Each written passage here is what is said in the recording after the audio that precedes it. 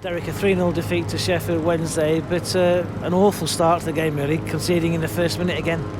Yeah, it was always going to be a difficult night, but to lose a goal so quickly made it even more difficult, and they got a quick start. It helped them to get a foothold in the game. Not long after that they got the second goal, and we had to obviously try and defend well at times, and we did.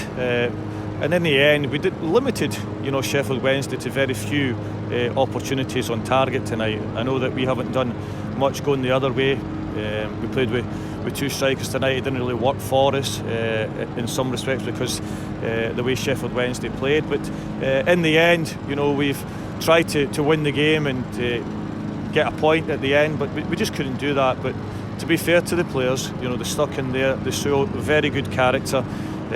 We're coming up against a team who have been fantastic. They're on a great run. We've been to Derby, we've been to Ipswich, and now Sheffield Wednesday in our last 3 away games, and that's not easy. But I would say that we had some good moments in the game. I thought that there was some decent bits of play, and there was a resilience there as well.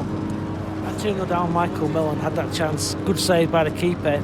I always felt if he could have sneaked one, it might have made a bit of a difference. Yeah, it might have. We might have just been able to do that in that first period, get back to 2-1, but we didn't. And second half, there wasn't much in the game. The second half, yes, Sheffield Wednesday had a lot of the ball. We didn't really threaten going forward into the latter stages of the game, but it wasn't from the want of trying, and that's what we've come here to do tonight.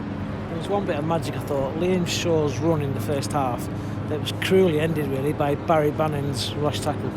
Yeah, I mean, it was a great run from Liam, inside his own half. He just went in a long run, weaved in and out a number of players, and as you say, he was fouled. But there was a lot of strong performances from us tonight, and that's the pleasing aspect.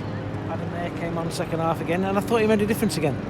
Yeah, I mean, I like Adam, obviously do, because I've given him the long-term contract and given him that opportunity as an 18-year-old, and I like the way that he understands the game for a young kid, and the way that he has that enthusiasm to play, and tactically we just changed it in the second half.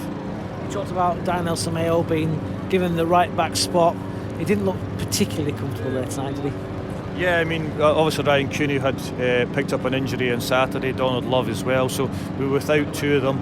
Ryan came on later on in the game because we just felt to give him a run out, but in the end, we played Darnell out there to try and give us that added defensive cover. We didn't have anyone else, and he put in a good shift against a very good player in Johnson. In the end, really keen to keep it at 2. They scored a third, and it looked a clear handball from where we were. Yeah, I mean, the third goal was a handball. It's come across and so late in the game, and we didn't deserve that. I think that throughout the 90 minutes we didn't deserve to lose by the scoreline that we've lost tonight. Talking about, well, I can mention it, referees, decisions at a place like this. You mentioned it at Derby, and you don't seem to get much, do you, at all? We haven't been able to get, because it doesn't really matter. The players handballed the ball into the net. Against Derby we lose 2 penalty kicks that are questionable.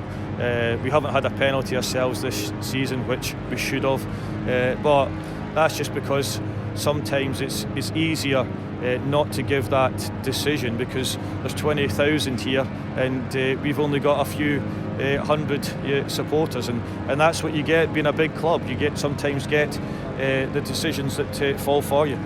So defeat tonight, 2 home games in a row now. Peterborough lost the last 2. How important are they for you, Peterborough and Port?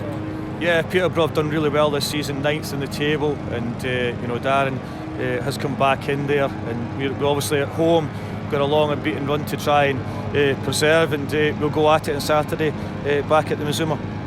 So tight at the bottom, isn't it? Results every week don't seem to change much, but there's subtle little changes if you look at them closely.